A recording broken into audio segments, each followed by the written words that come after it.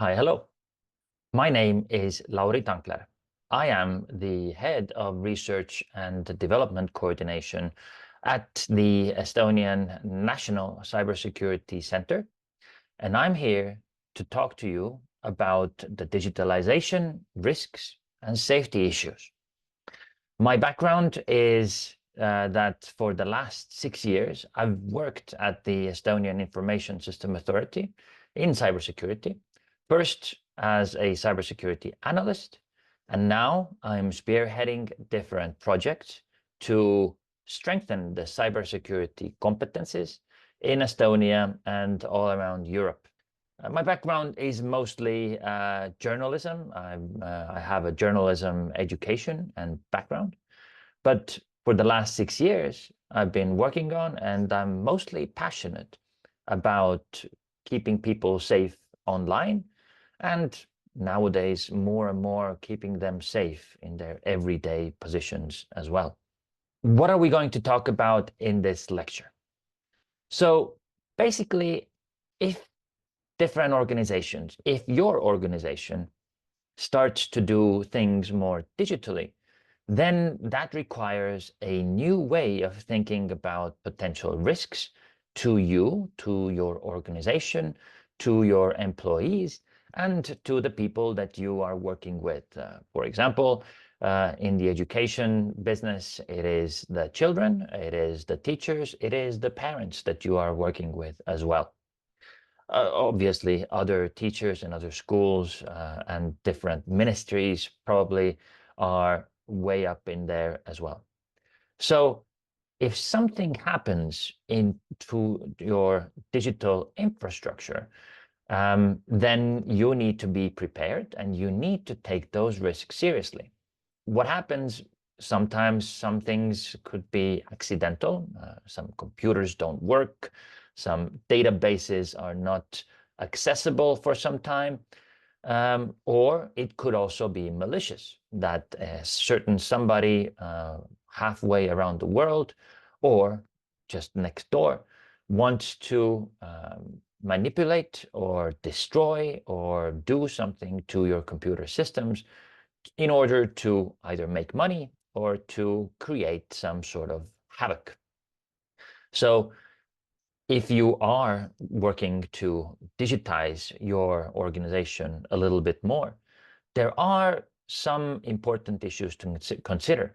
Some are technological, some are psychological, and some are definitely organizational issues that you need to consider.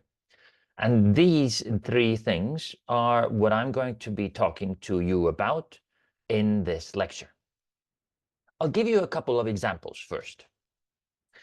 Around July in 2024, all around the world, some airports and some critically important businesses found themselves to have a problem one morning. Their Windows computers didn't turn on for a whole day. It means that, wherever they went, they tried to log in or they tried to start up their computer, and it had like this blue screen. We call it the blue screen of death, which basically shows that this computer is not going to start up at all. The issue behind it was that there was a piece of software that had an update, and that update broke that computer.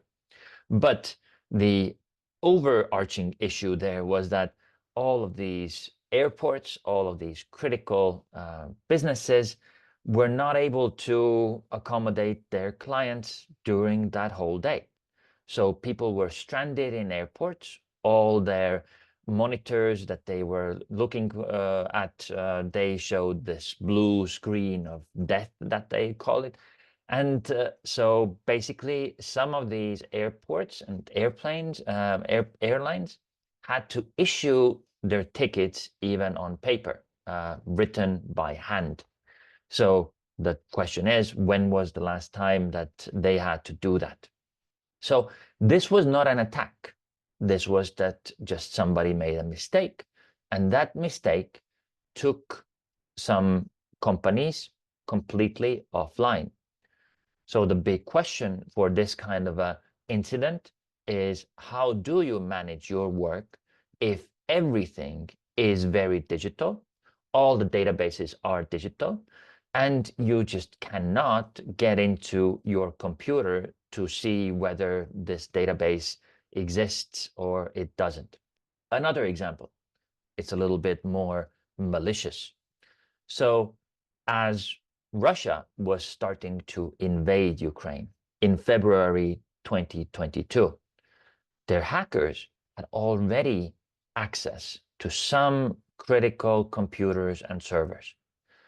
During that very day, when the first bombs were flying, these malicious hackers wiped or deleted some of these databases at the border guards computers, and destroyed some of these computers which weren't basically accessible at all.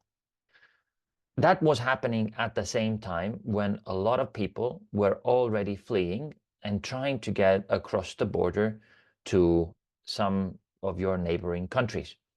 And at that time, these border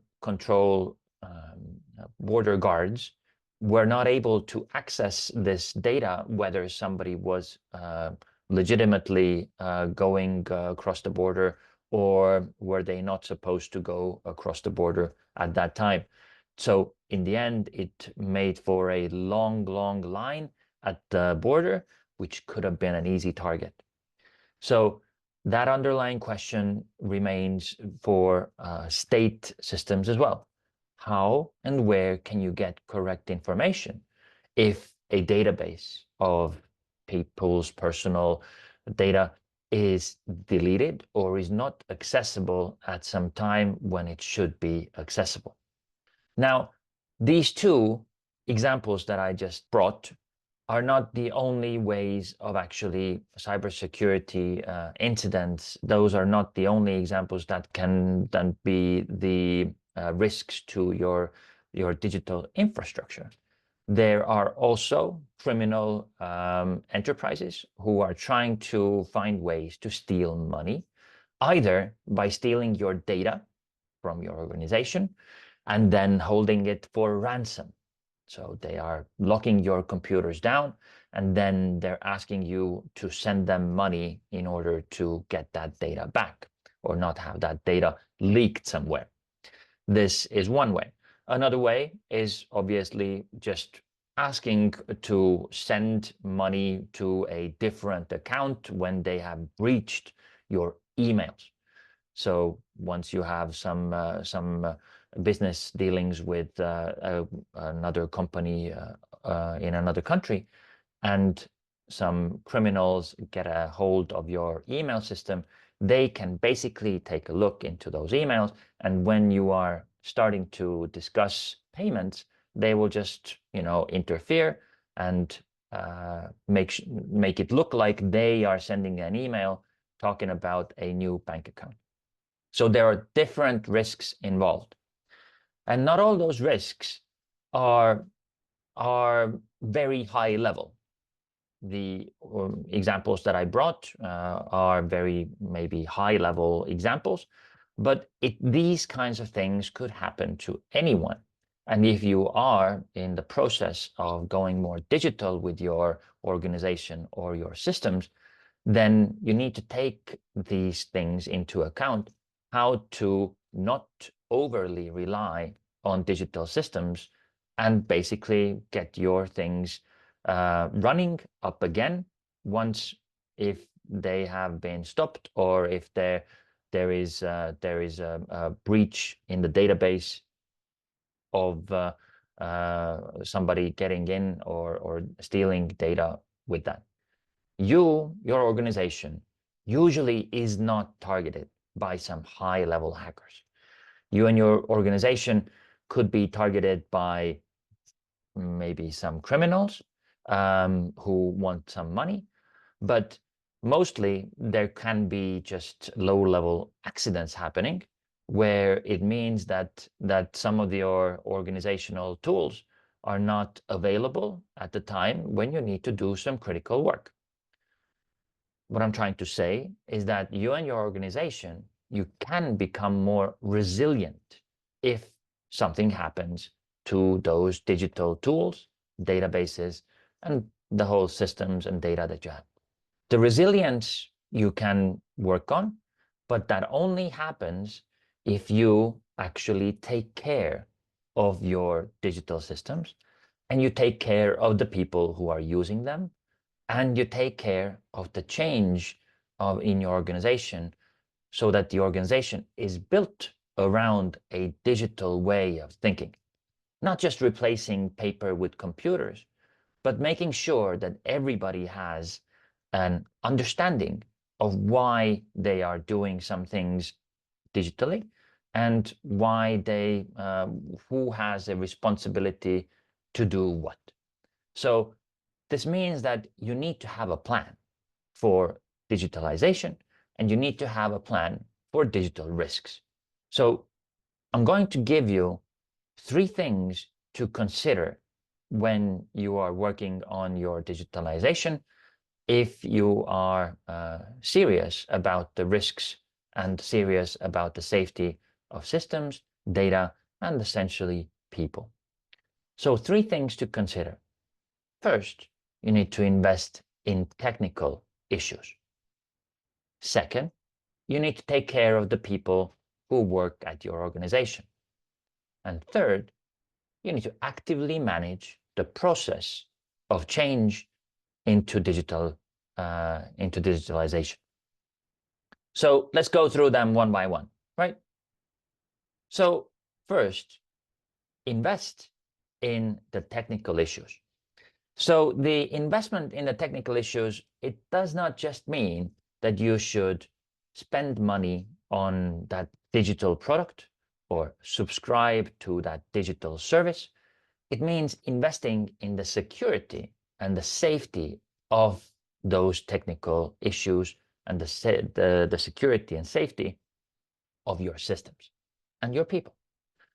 That means having a constantly updated inventory of computers, routers, maybe some cameras up on the walls. So everything that is connected to the internet, you need to have a constantly updated inventory of those technical pieces, technology that is connected to the internet. Also, if you have an inventory of those technical devices, then you should also have an inventory of the software that runs on them. This means that if any of the security issues comes up, for example, somebody finds a vulnerability in some of that software, then that means that you know which of your computers, your routers, your Internet of Things devices is running that software, and you can update it quickly. So have a policy also on how to update software. Updated software is very, very important, because a lot of the time, some of these malicious actors, hackers, so to say, they want to come in to your systems, and they try to look for some of these software, outdated software pieces, so that which are not patched yet, and the ones who haven't patched yet sometimes fall victim first. That inventory also helps you to understand who has access and where that access is, to access to services, access to data, access to emails. And you need to have an overview of maybe if somebody had unauthorized access, or somebody was trying to get in to your systems or data, and this maybe somebody has gone away from your organization already, but maybe there's still some accesses that they have to your organizational data after they've left your organization already. And obviously, this constantly updated inventory of software and databases and all these Internet of Things questions, it also comes down to this very vital issue of backups. So if something happens to your computers, to your databases, you would know where are those backups and how to use those backups, which of these computers need backups at that particular moment when something goes wrong. And so backups are also a big part of this constantly updated inventory. So when I say invest in the technical issues, it means invest in the safety and security of your technical devices. Have an inventory of your technical devices so that you need to put resources into actually managing those technical and digital devices and software and databases. The second point that I made was that you should take care of the people who work at your organization in order to have a good digitalization strategy. Taking care of your employees is obviously, you should take care of them anyways. But what I'm trying to say here is that they also need to be trained to using these digital devices and digital databases that they're doing. And they need to be taught about the safety and security issues that may come from this sort of new digital technology. What I'm also talking about is two words which we use in cybersecurity is cyber hygiene. Cyber hygiene means that people who are the users of computers or smartphones or these Internet of Things cameras and everything like that, they need to be sure that they use those devices well and do not give access to bad guys who want to get into their accounts. So have trainings for these employees on what could be some of these cyber threats. For example, how phishing works. Phishing means that somebody's sending you an email with a link where you click and then you enter your password, and then somebody who is unauthorized will get access to your systems. So trainings about how phishing works, trainings about passwords. How and why should they not use the same password everywhere if they are, using the same password for their personal email and they're using the same password for their social media accounts and the same password for their organizational accounts? That may be a risk because at one point maybe somebody will crack that password or ask or find out that password, and then they will have access to your systems as well. So passwords, updates on those computers, and not delaying those updates is important to know. Using cloud services, using personal devices on your networks. All of those issues need to be discussed with those same employees that you are working with. And if a new person comes into your organization, make sure they know how to act around computers and act around data and data security as well. That they just don't, plug in their own new computer and start downloading or uploading some of your critical data to somebody else, somewhere else. And again, it also comes back to the same backups thing that I mentioned with the technical issues as well.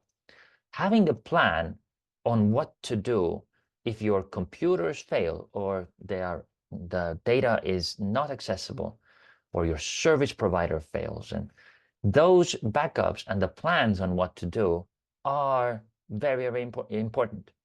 So train your employees, talk to them about what to do if some of your digital devices fail. Test that plan at some point of time so that you know that if necessary, the teachers can go back to pen and paper, that there is some place where they can find out, on paper, where are the where is the plan on the recovery, and how to get access to email addresses or phone numbers of parents if their devices may not be working at that time. So backups need to be somewhere, they need to be tested, and taking care of the people who work in your organization is one way of actually like helping your organization be resilient in this digital age. The third thing that I mentioned was that you should actively manage the process of this change to digitalization. Digitalization is happening anyway. It actually cannot be helped even if you don't want to do this in your own organization that well. Emails are one example of digitalization already happening. Zoom calls, Teams calls, meetings online, they are also, a good example of what is being done already. You're paying bills online, you're using databases anyways. There are computers everywhere, there are smartphones in everybody's pocket, there are cameras, and there are data going through about people's persons, their videos, everything is going online anyways. So digitalization is happening anyway, and if you do not control or plan for digitalization, it will control you. So if it is happening without management, you may find that you have no control over some of the issues, some of the threats, some of the security issues that comes with digitalization. So it's better to make a plan to actively manage the process of digitalization. For example, how to decide and how to use a common online service so that everybody doesn't improvise and do things on their own. For example, should everybody use a Yahoo, a Gmail, or a Hotmail address for their personal managed data if they are sending from their organization's email to their personal email? That's a big question, whether that is allowed or not allowed, or how is that going to be used in your organization. Or another question, the same one about the Zoom or Teams or big blue button. If somebody is working on digital classrooms, should they do things in Teams? Should they do things on Zoom? Should they do things on big blue button? Who knows? And how are you going to be organizing that sort of a decision? This also means that you have an opportunity here to make sure to have a plan about who should get access to some data, personal data of the students, personal data of the teachers, email addresses, social media accounts, those kinds of things. Who gets access and how is that access taken away? How is that access given? That plan of actively managing the process of change, that will make it more manageable. It will make it more manageable and agreeable for the people who work both at your organization and with everybody else who are the stakeholders of your organization. That may mean the parents, it may mean other schools and other people in those districts where you are working. It may actually mean that there are some digital processes where the kids themselves, the students themselves, are going to be parts of.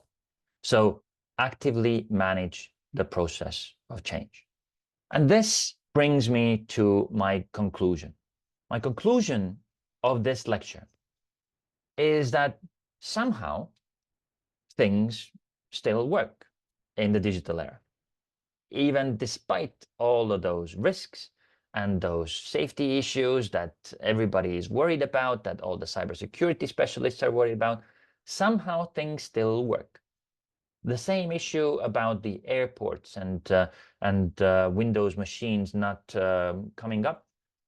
It ended up that everybody still got home on their airplanes.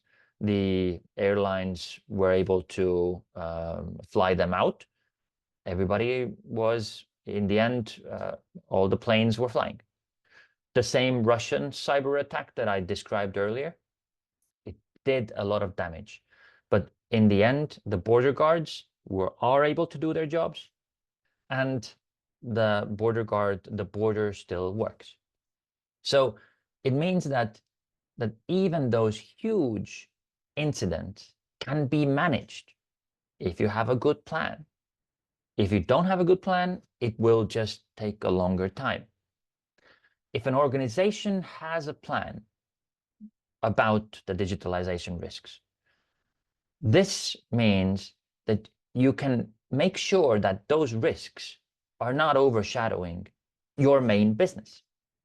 That plan means taking care of the technical issues and investing in the technical issues, taking care of the people who work at your organization, and actively managing that change into your digital business. And if you do that, you can focus much more on what is important. And for you, what is important is the education and the growth and the health of the students that you are working with. Thank you very much.